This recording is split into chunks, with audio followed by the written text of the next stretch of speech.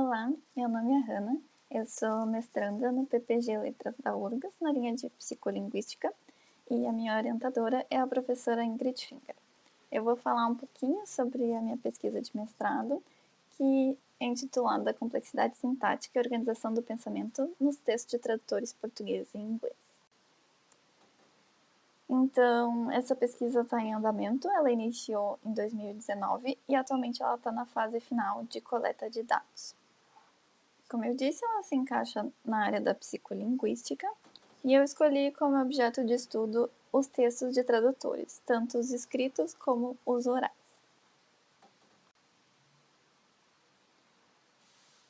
Eu quero começar falando um pouquinho sobre o que é a psicolinguística. Ela é uma área que tem a natureza interdisciplinar e a gente pode pensar que ela estuda principalmente os fatores linguísticos mais a mente.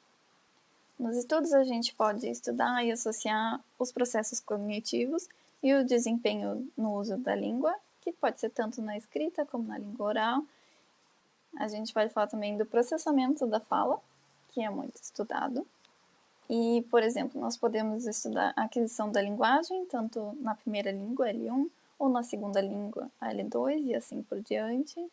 Podemos estudar o processamento da leitura, tanto na escrita, da leitura ou da escrita, e a gente também pode fazer pesquisa estudando as funções executivas, por exemplo, a memória de trabalho. A gente pode fazer uma relação entre estudantes de uma língua com nível avançado e com um nível básico, e investigar se há uma correlação entre memória de trabalho e proficiência. A gente também pode estudar atenção, processo controle inibitório e assim por diante. Também acho importante explicar um pouquinho por que eu escolhi estudar tradutores. A gente tem um artigo de Kroll, Dussas e Barro, de 2018, em que traz a constatação de que tradutores são um tipo especial de bilíngues ou multilíngues. Eles são considerados experts em suas línguas de trabalho. Então, isso significa que, pelo menos supostamente, eles teriam um domínio além de avançado da língua. Então, além de ter um conhecimento significativo sobre outros aspectos, como o cultural, que os torna diferente de bilíngues, apenas bilíngues que conhecem a língua. E, além disso, em 2018, a gente teve outro artigo de Vanda Linden e colegas, em que eles defendem a ideia do Dual Language Context. Essa é uma questão que tem sido bastante discutida ultimamente no campo do bilinguismo e do multilinguismo. E o que tem se notado é que talvez apenas ser bilíngue não seja suficiente para a gente identificar vantagens linguísticas ou principalmente cognitivas, que é a famosa vantagem de bilíngue que já foi muito explorada em estudos no passado. E o que tem se visto então é que a experiência parece ser uma variável muito importante e que o contexto dessa experiência bilíngue tem se mostrado como essencial, o contexto em que os bilíngues utilizam essas línguas. E com isso surgiu a questão do Dual Language Context, no qual a gente pode encaixar tradutores e intérpretes, porque eles utilizam as suas línguas de trabalho em um mesmo contexto. E a partir dessas ideias, dessas teorias que esses autores trazem, eu resolvi estudar os tradutores a partir de uma perspectiva psicolinguística. Vou falar um pouquinho sobre meu objetivo e os participantes. E o objetivo da minha pesquisa é investigar se a experiência tradutória afeta o nível de complexidade sintática e de organização do pensamento em textos escritos produzidos por tradutores português e inglês. E, para isso, eu tenho 3 grupos de participantes. Primeiro, tradutores com experiência em tradução. O segundo são estudantes de tradução. E o terceiro são bilíngues não tradutores, que seria um grupo controle. Agora eu vou explicar brevemente sobre os procedimentos metodológicos. E a pesquisa ficou dividida em 2 etapas. Na primeira etapa, os participantes respondem um questionário de histórico da linguagem e atividade tradutória ou profissional. O profissional é para o grupo dos bilíngues que não trabalham com a língua. E um teste de proficiência de vocabulário, esse VLT, Vocabulary Language Test. Aqui eu trouxe uma imagem do questionário que eu estou utilizando. Ele é dividido em duas partes, duas sessões. Na primeira sessão, então, tem a questão do histórico da linguagem, que tem perguntas: quantas línguas eles falam, quais são as línguas e como eles aprenderam as línguas e como eles utilizam as línguas. Enquanto na segunda sessão tem perguntas mais específicas sobre a experiência tradutória deles. Então, há quanto tempo eles trabalham, se já trabalharam em empresas, trabalham como freelancer, ou se for, no caso, estudante de tradução, sobre as cadeiras que eles fazem no bacharelado da URGS. E no questionário dos bilíngues tem questões perguntando como é a profissão deles, o que eles fazem, se eles utilizam a língua escrita no trabalho deles ou não.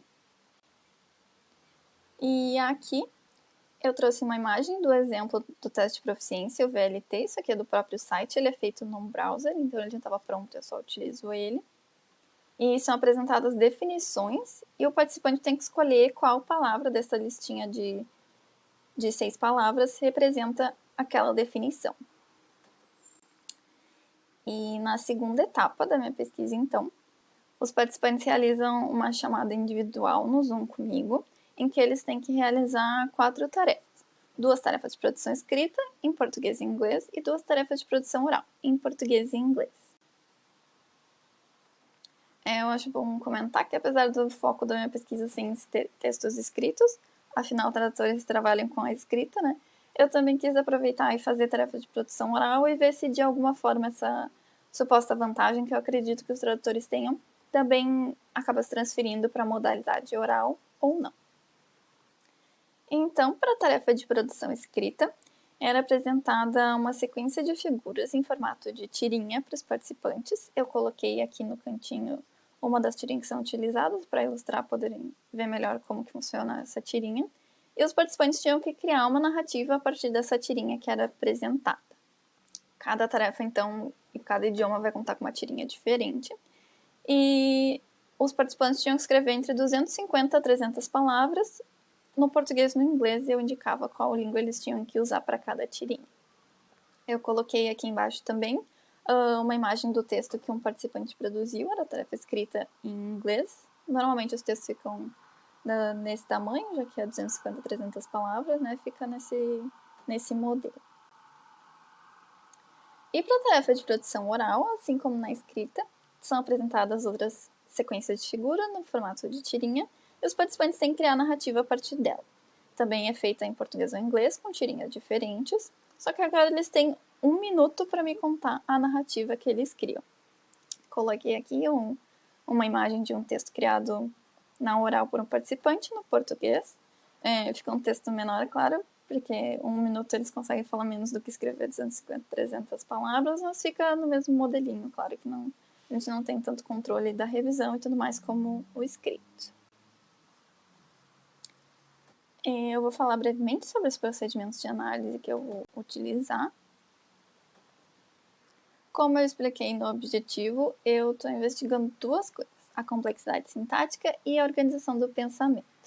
Para a complexidade sintática, eu vou utilizar uma análise de T-Units. Esse termo foi cunhado por Hunt em 1965, no artigo dele, e eu trouxe essa definiçãozinha de que uma T-Unit é formada por uma oração principal e as orações subordinadas que são dependentes dela. Essa oração foi feita por Finger, Brentano e Ruschel em 2019. E é uma análise que é feita à mão, então para cada tarefa que eles fizeram, cada participante fazia cada tarefa. Eu divido o texto em clauses, que eu botei a imagem ali para exemplificar como é feita essa análise. E depois de ver quantas clauses tem, como elas são divididas no texto, eu separo as T-Units, que então seria a oração principal mais as subordinadas dela, e vejo qual o número de T-Units que dá. Então, quanto mais complexo o texto, menos T-Units ele vai ter em comparação com o número de clauses. Essa análise vai ser feita tanto para os orais como para os escritos. E para outra variável que eu estou investigando, que é a organização do pensamento, vai ser feita uma análise através do Speech Graphs, que é uma ferramenta que foi desenvolvida e muito utilizada por Mota e colegas em 2014 e 2016. Também tem vários outros estudos. Essa ferramenta começou sendo utilizada e ainda é majoritariamente utilizada com textos orais, com relatos orais. Eles começaram fazendo relatos de sonhos. Mas nos últimos tempos tem tido alguns estudos com textos escritos, que eu estou desenvolvendo aqui também, né? Ele é possível fazer essa análise. E o Speechcraft, então, é uma ferramenta de análise da linguagem que analisa as trajetórias do discurso. Então, ela consegue ver se ela analisar essa organização do pensamento, tanto no oral ou escrito, por ser uma ferramenta que analisa a linguagem mesmo, a língua. E ela estabelece essa trajetória através dos grafos. Eu botei imagem ali também, é o texto de um dos meus participantes, de um estudo piloto que eu realizei. E a gente pode ver que cada palavra vai se conectando com a outra. Então, esse aqui é um exemplo de um texto totalmente conectado, ele é bem fechadinho. E a gente pode ver que tem umas flechinhas ali que indicam qual palavra se indica com qual direção. Então, através dessa análise também, a ferramenta traz algumas análises de outros atributos que ele tem, como repetição de palavras, que na fala a gente costuma repetir duas falas ao mesmo tempo, né, como eu acabei de fazer, até duas palavras ou mais, na escrita nem tanto, mas ele consegue fazer análise de repetições mais longas, mais longes, por exemplo. E, no geral, ele nos mostra como se dá a organização do pensamento e o quão conectada ou não a fala de um participante é. Então, eu também vou usar tanto nos textos em português como em inglês e no escrito e no oral para cada participante.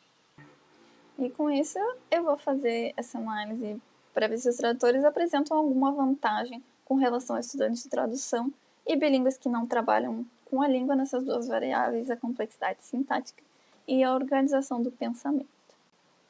Aqui estão minhas referências que eu utilizei nessa apresentação. E também deixo aqui meu e-mail e meu agradecimento caso alguém queira me contatar, tirar dúvidas, fazer comentários ou trocar uma ideia. Estou à disposição. Muito obrigada. Tchau.